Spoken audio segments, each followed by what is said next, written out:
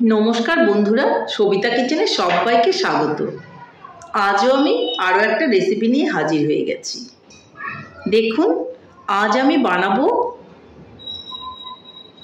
সরা পিঠা। সরা পিঠা বলেছিলাম দুধে সেদ্ধ দেব, সেটা দেখুন আমি বানাবো।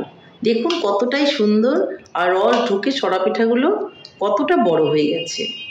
দেখুন, এইভাবে আপনারা সরা পিঠা বাড়িতে বানান, দেখবেন খেতে ভীষণই ভালো লাগবে। এই সরা পিঠাগুলো ভীষণ নরম আর তুলতুলে হয়েছে। এখন ঠান্ডা পড়েছে, এইভাবে সরা পিঠা বাড়িতে বানান আর খান, দেখবেন ভীষণই ভালো লাগবে। আমি একটা কেটেও দেখিয়ে দিচ্ছি কতটা নরম হয়েছে। দেখুন কতটা নরম আর তুলতুলে হয়েছে। এই দেখুন পিঠাটা, আমি কিন্তু হাতে বাটিটা নিয়েছি, তাতেই কিন্তু আমি খুব সুন্দরভাবে কেটে নিতে পারছি। এই দেখুন, তো এইভাবে আপনারা পিঠাটা কিন্তু বাড়িতে বানান আর খান। তাহলে এই পিঠাটা আমি কি করে বানালাম সেটাই দেখে নেওয়া যাক।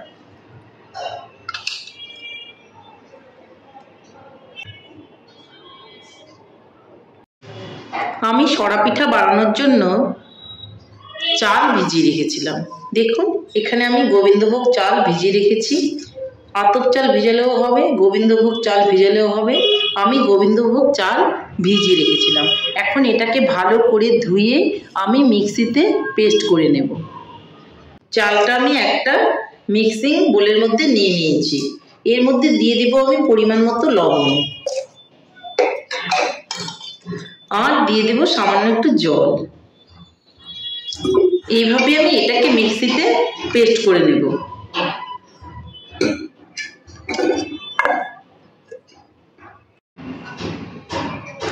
চালটা কিন্তু পেস্ট করা হয়ে গেছে। আমি এটা এখন একটা পাত্রের মধ্যে ঢেলে নেব।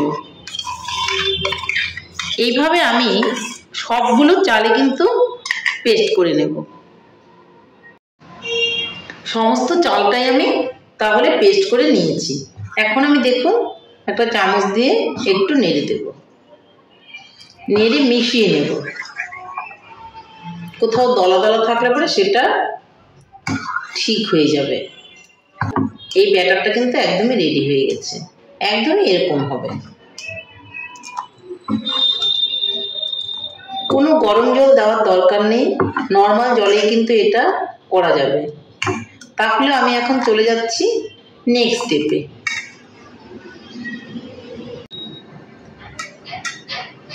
এদিকে উনানে আমি একটা আপ্পে প্যান বসিয়ে দিয়েছি। এই আপ্পে প্যানের মধ্যে আজকে আমি সরা পিঠা বানাবো। যে মাটির সরাগুলো দেখবেন ঠিক এরকমই কিন্তু পাওয়া যায়। দেখুন আমি কিভাবে করছি। প্যানের মধ্যে ব্রাশ দিয়ে একটু তেল ব্রাশ করে দেব।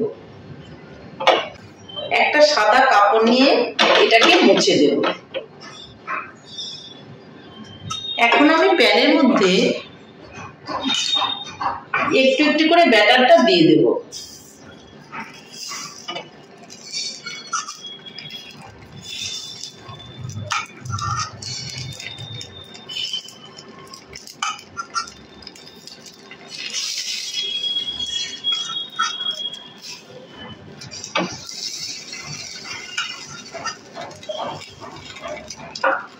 ব্যাটারটা দিয়ে আমি একটা এরকম ঢাকনা দিয়ে দেব।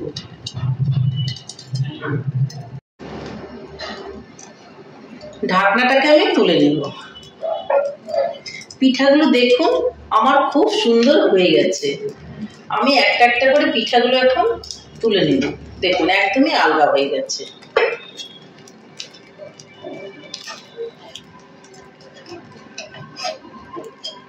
সবগুলো পিঠাই কিন্তু একদম আলগা হয়ে গেছে।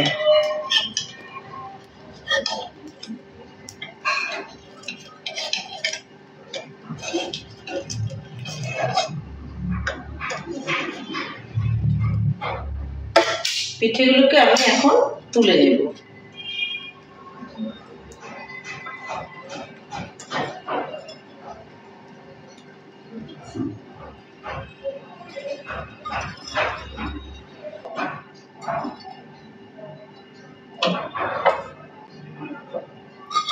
প্যানটাকে আমি সাদা কাপড় দিয়ে আবার একটু এভাবে মুছে নেব।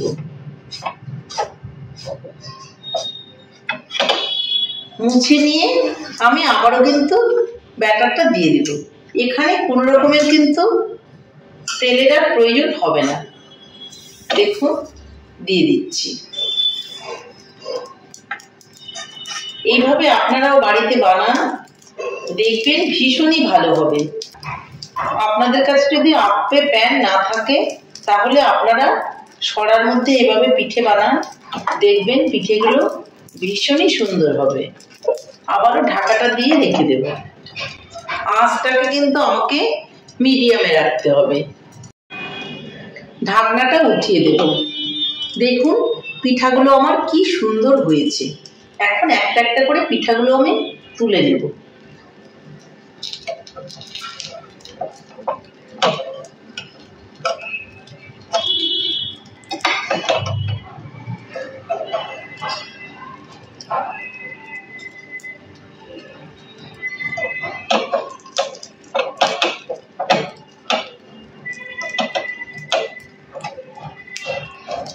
একদম আলগা হয়ে গেছে পিঠাগুলো।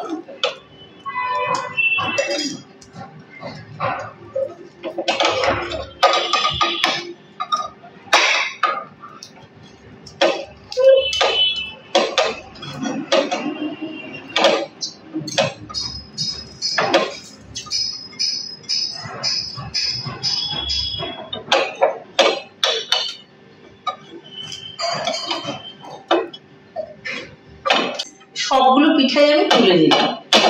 এখন আমি কিন্তু আবারও পিঠা দিয়ে দেব। খুব তাড়াতাড়ি করে হয়ে যাচ্ছে।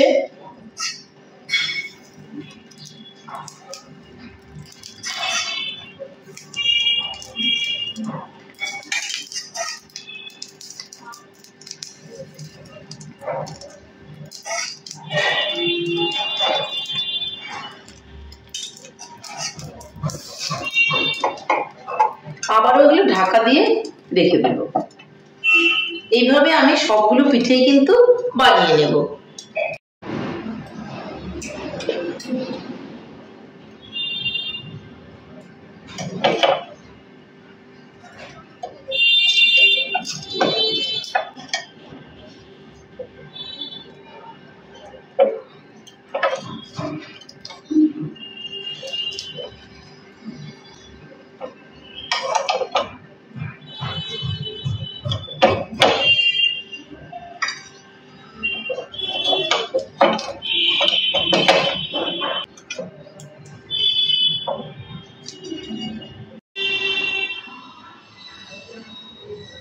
আমার সবগুলো পিঠাই কিন্তু রেডি হয়ে গেছে। দেখুন কি সুন্দর হয়েছে।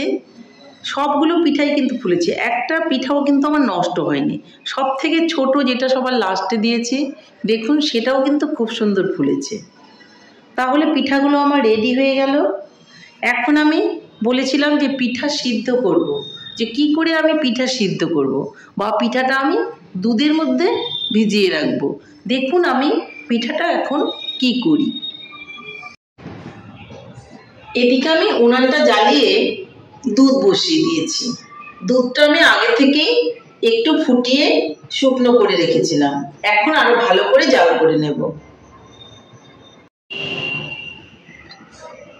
এত সুন্দর করে জাল করেছিলাম, দেখুন একটা মোটা সর পড়ে আছে।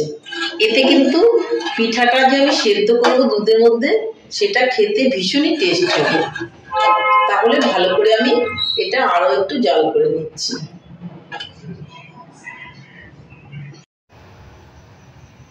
দুধ কিন্তু উতাল এসে গেছে। দেখুন দুধের মধ্যে ভালো সেন্ট হওয়ার জন্য আমি 3টে এলাচ ফাটিয়ে দিয়ে দেব।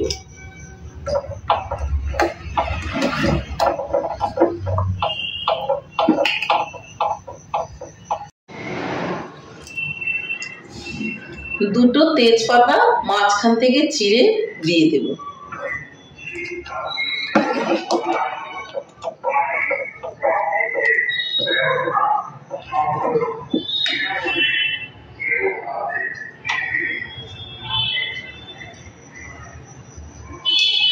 যেহেতু আমি দুধটা আগে থেকেই ঘন করে রেখেছিলাম, তার জন্য আমার কিন্তু খুব একটা সময় এখন লাগবে না। দুধটা জাস্ট উতাল এসে গেলেই আমি কিন্তু পিঠাগুলো দিয়ে দেব। তাহলে আমার দুধটা উতাল এসে গেছে। আমি এখন যে পিঠেগুলো বানিয়ে রেখেছিলাম সেই পিঠেগুলো এর মধ্যে এক এক করে ছেড়ে দেব।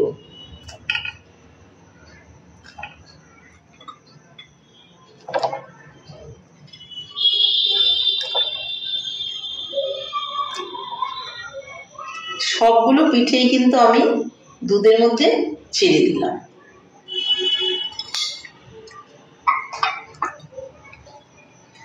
এখন ভালো করে কিন্তু ফুটিয়ে নিতে হবে। দুধের মধ্যে পিঠেগুলোকে যত বেশি সেদ্ধ করা যাবে ততই কিন্তু পিঠের ভিতরে রস ঢুকে টইটুম্বুর হয়ে থাকবে, আর খেতেও কিন্তু ভীষণই ভালো লাগবে। তাহলে এটা আমি আরো কিছুক্ষণ রান্না করে নেব। দেখুন এখনই কত সুন্দর লাগছে, পিঠাগুলো কি সুন্দর ফুলে আছে। যখন আরেকটু জাল হয়ে পিঠাগুলোর মধ্যে যে দুধের রসটা ঢুকে যাবে, খেতে ভীষণই ভালো লাগবে। তাহলে এটা আমি কিছুক্ষণ জাল করে নিচ্ছি। পিঠেগুলো দেখুন কি সুন্দর করে ফুটছে আর ফুলে ফুলে উঠছে। দেখুন কত সুন্দর লাগছে। পিঠেগুলো কিন্তু যতই আপনি নাড়াচাড়া করুন ভেঙে যাবে না, ভেতরে রস ঢুকে আরো পিঠেগুলো ভারী হয়ে ফুলে উঠবে। দুধটা ফুটে গেছে, আমাকে কিন্তু একটু পাতলা পাতলাই নামাতে হবে, কারণ যখন এটা ঠান্ডা হয়ে যাবে তখন কিন্তু এই যে দুধটা আমি ঘন করে জাল করে রেখেছি এটা আরো শুকনো হয়ে যাবে, বা পিঠাগুলো থাকার জন্য দুধটা কিন্তু টেনে যাবে আর পিঠাগুলো রসটাকে নিয়ে নেবে। এখন আমি এর মধ্যে দিয়ে দেব খেজুরের গুড়। গুড়টা আমি দিয়ে দিচ্ছি। মিষ্টিটা আপনি আপনার পরিমাণ মতো বুঝে দেবেন। আপনি যতটা মিষ্টি পছন্দ করেন ঠিক সেরকম মিষ্টি কিন্তু আপনি দেবেন। আমি কিছুটা মিষ্টি দিয়ে দিলাম। এখন একটু ভালো করে নেড়ে চেড়ে নেব আর গুড়টাকে আমি গলতে দেব।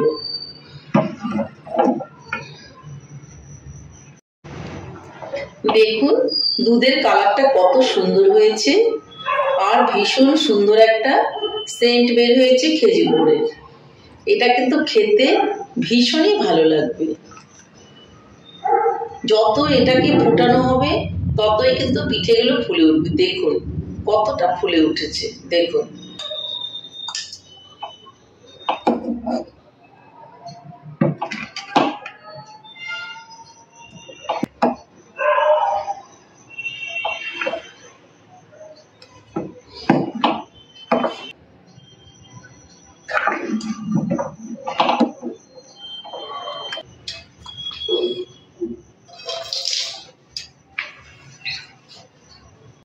আমার কিন্তু দুধের মধ্যে পিঠাগুলো সেদ্ধ করা হয়ে গেছে।